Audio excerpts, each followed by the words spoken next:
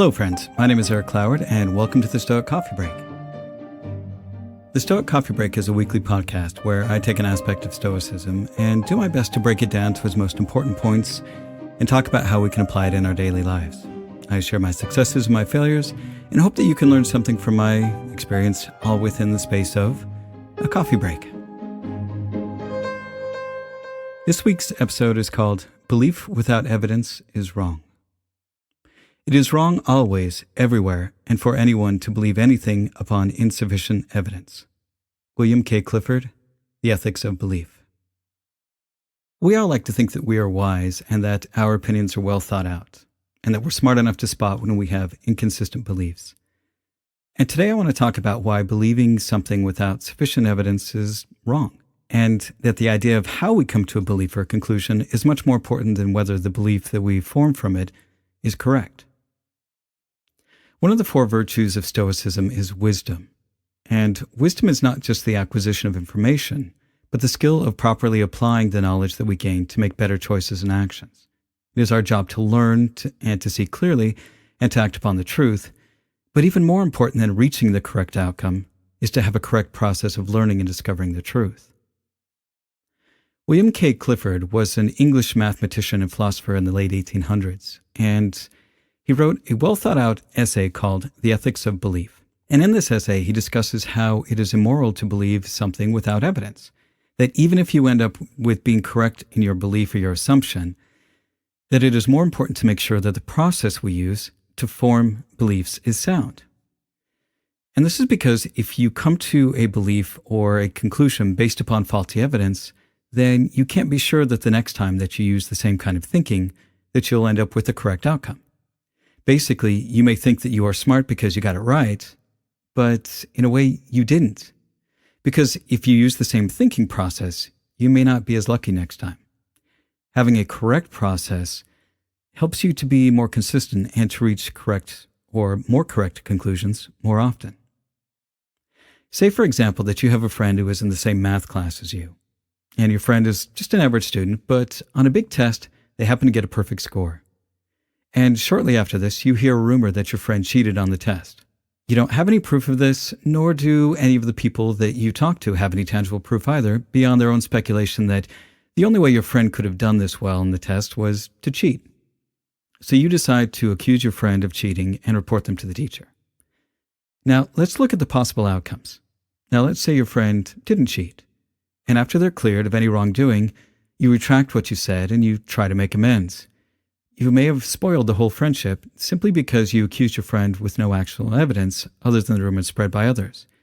You've also ruined your word, and people may find it hard to trust you going forward.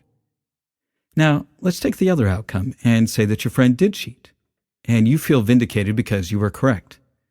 But should you? I would have to say no, because you are just as wrong as in the first case, because you made an accusation with insufficient evidence. It was just by chance that you ended up on the right side. You had no evidence to actually reason through that your friend had actually cheated. And based on the evidence you had, you made an assumption. In other words, you just guessed. You had no right to actually come to the conclusion that your friend had cheated on the test.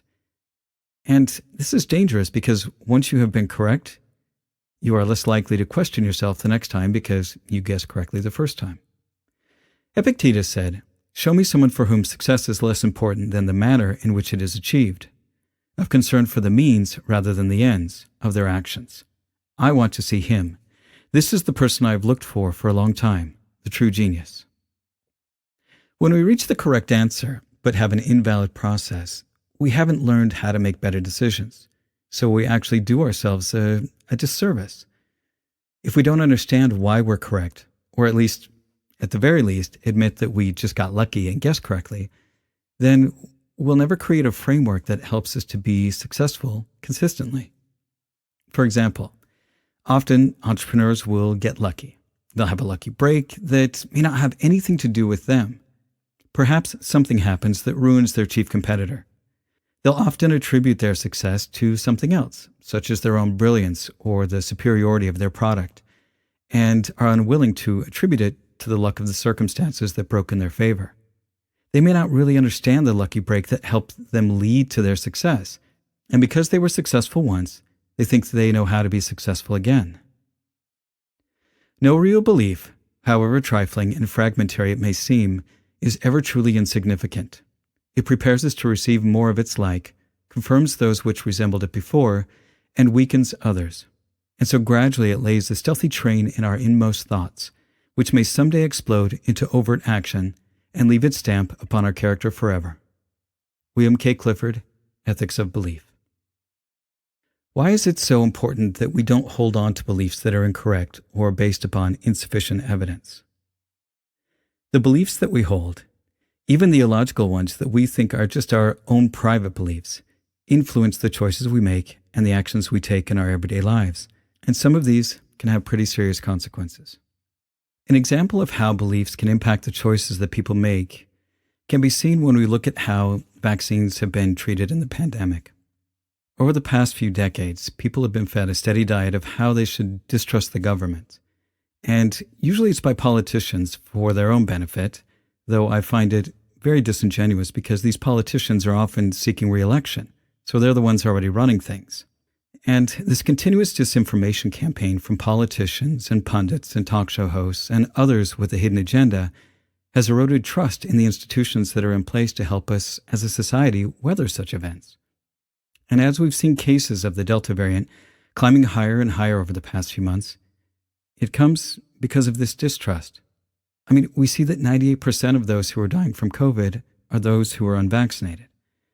And it's not because the vaccine isn't available, but the majority of these people are refusing to get vaccinated because of the distrust that they have in the government and its institutions, distrust of science, or just plain distrust of vaccines.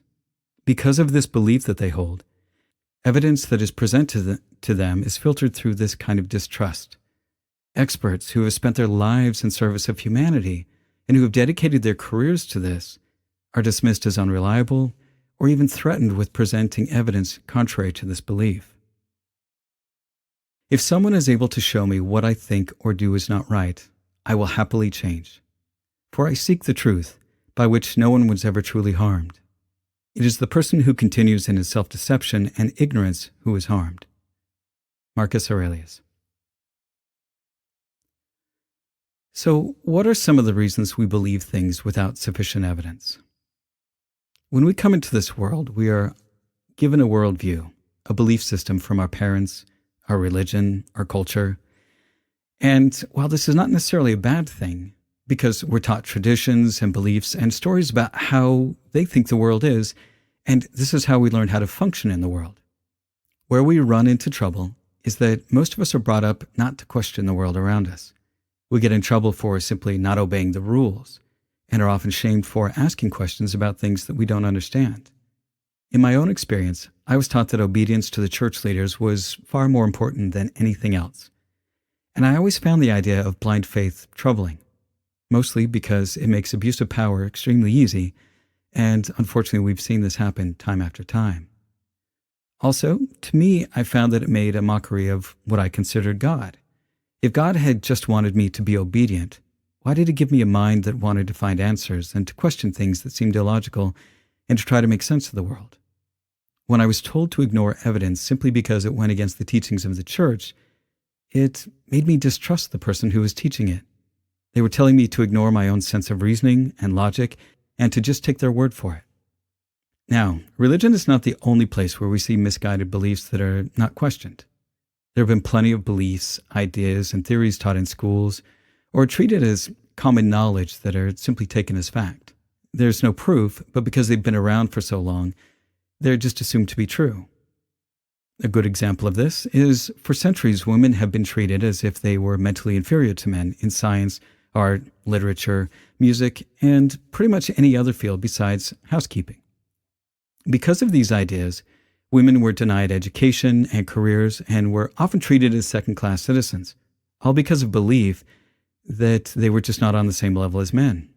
This allowed those in charge, mostly men, to point out that there were not a lot of prominent women in these areas as proof that this idea was true, all the while ignoring the fact that women were denied opportunities to make any contributions in these areas, thus creating a self-reinforcing belief. It has taken a lot of hard work for our society to move past some of these ideas, and we still have a long way to go.